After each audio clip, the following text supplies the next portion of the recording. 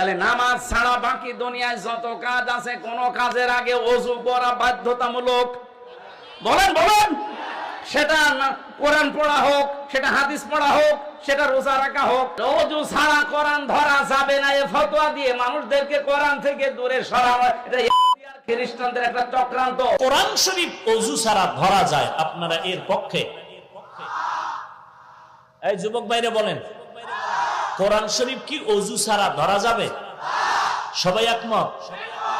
সবাই একমত? দ্বিমত কেউ নাই? সুন্নত না হলেও চলে এই কথায় সব একমত?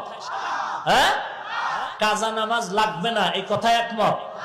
তাহলে এই কথা যদি কেউ বলে, আপনারা সবাই বলতেছেন আমরা কেউ একমত না, তাহলে এই কথাগুলো উম্মতের মাঝে বলা এটা বিভ্রান্ত নয়? আর এর উত্তর দিয়ে যদি উম্মতকে বিভ্রান্ত থেকে বাঁচাতে চাই, এর নাম হিংসা। এর নাম হিংসা। এই জন্য বলছি কাছে আসো, কাছে আইসা যদি পারো একটু বুঝাও, নাইলে আমাদের জন্য ভিন্ন কিছু ব্যবস্থা করো, যে আমরা আলেম হইলাম কেন, এটা আমাদের দোষ।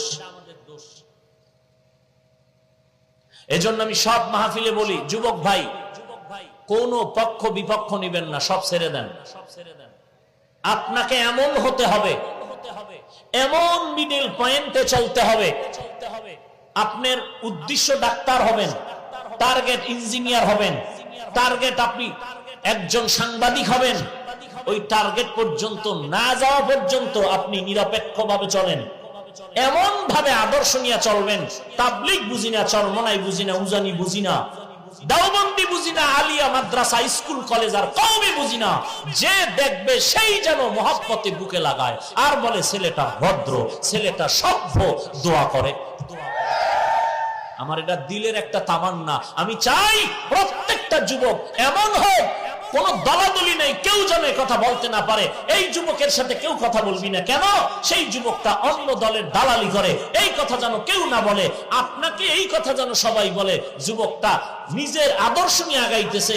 মসজিদের মুসল্লিরা দেখবে ফজরের সময় যুবক নামাজের কাতারে দিল খুলে দোয়া করবে, মা দোয়া করবে, বাপ দোয়া করবে, আল্লাহর সব বান্দারা দিল খুলে দোয়া করবে না, ছেলেটা নিরপেক্ষতার সাথে লেখাপড়ায় মনোযোগী হইয়া আগায় যাইতেছে, আল্লাহ কবুল করে।